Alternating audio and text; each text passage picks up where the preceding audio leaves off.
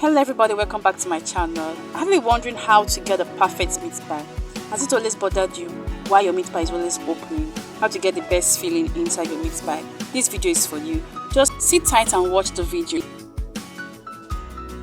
First of all, to achieve a great and perfect meat pie, your fillings must be rich. And to make a better filling, you need your carrots and you need your Irish potato, then green peppers, scotch bonnet pepper, your meat, your spring onions or your normal onions.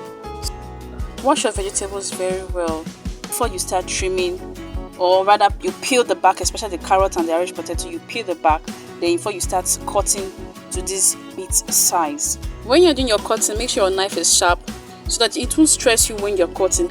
Or if you have a vegetable cutter, you can actually use your vegetable cutter to do your cutting of your vegetables. So you can actually make use of the minced meat in the superstores, or you go to the market and purchase meat. What I do is just to steam it, then after steaming I blend with little water gradually to blend it in my blender. That is for me. For you, you can use the superstores meat, which is the meat you get in the superstores. It's already branded. You just go ahead with that.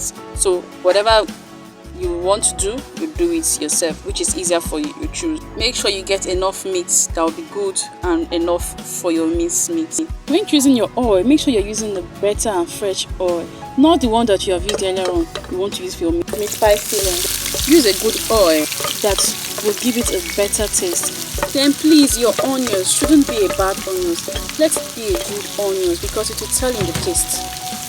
Then if you want to use spring onions, it's okay, because spring onions too gives a very fine aroma and a very good taste. So when frying this, make sure it's on a medium heat.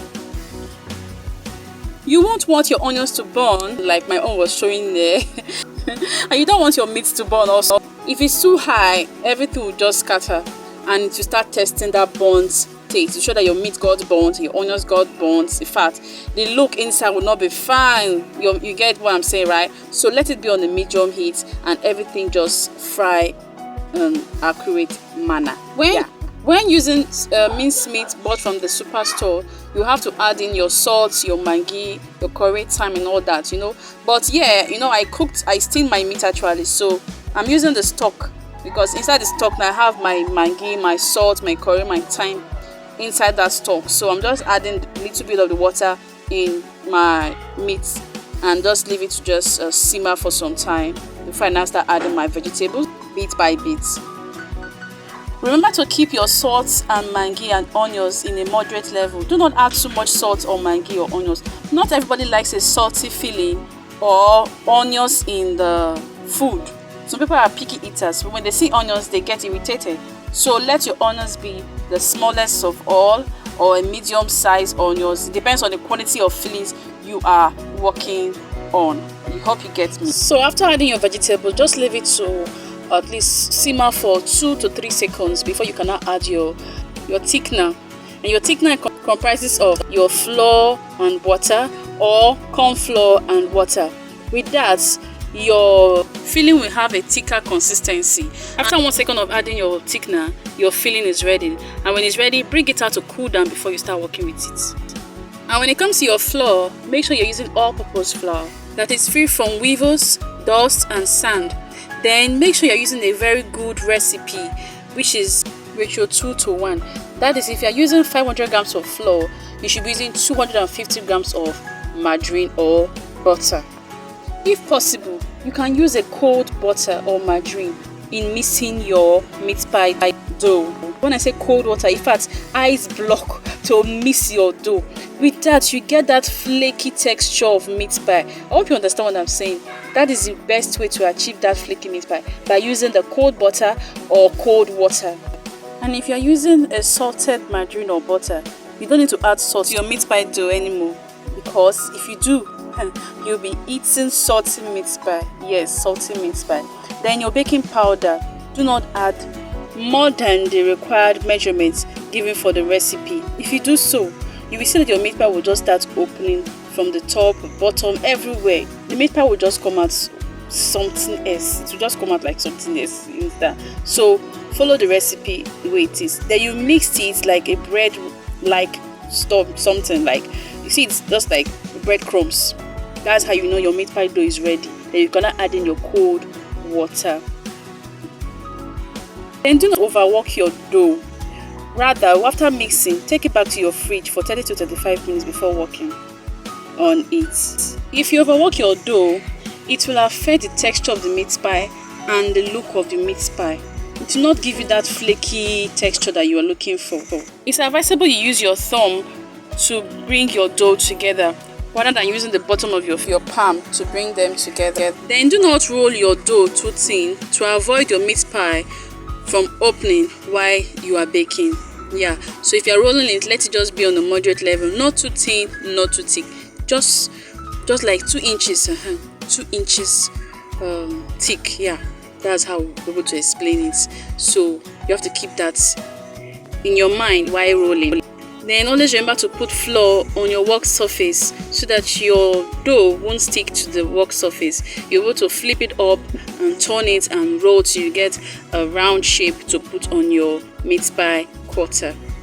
And when you raise your meat pie dough up to put on your meat pie cutter and it doesn't break, you know that your dough is authentic. Then to make it easy for you, you can cut your doughs in balls, in tiny balls. You can use your scale to scale these balls so that you get the accurate amount of dough you are using for each meat pie cutter or meat pie size. Yes. Remember to use a cold filling to put in your meat pie. Do not use a filling that is hot. Let it cool down before using it. You have to scoop maybe like 2 spoons or 3 spoons, depends on you. It makes it rich. At least when someone cuts your meat pie or bites your meat pie, the filling alone makes the person want to even ask for more. As in, the filling is what attracts meat pie eaters to eat more meat pie and order more meat pie. Yeah, the filling is what attracts them. So let your filling be attractive.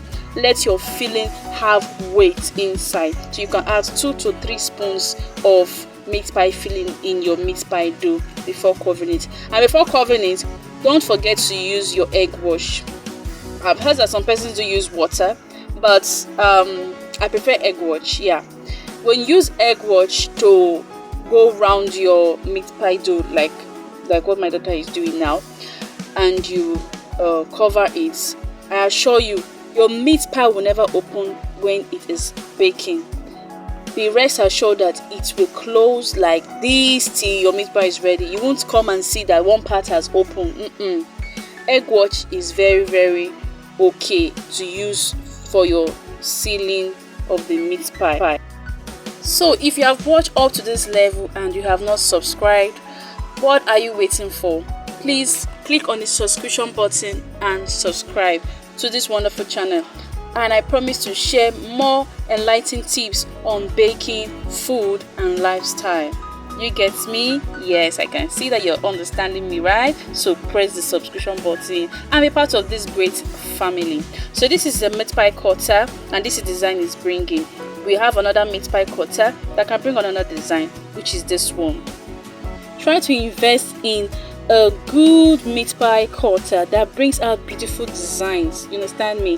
If you don't have meat pie cutter, you can also use a round container, that is that round shape that we cut round, then use your fork to seal the edges of the meat pie to give you the same design. Don't forget to use your egg wash to also rub on the body of the meat pie. It gives it this glossy look and golden look at the end of baking. Yeah, remember to use a fork to poke the meat pie so that it doesn't burst. Air can come out from there. And make sure you bake on medium heat, not high heat, not on low heat. So check out our meat pie. We made 80 pieces of meat pie. I will share the recipe of this large quantity of meat pie in the description box. See you next time in my videos. Bye bye.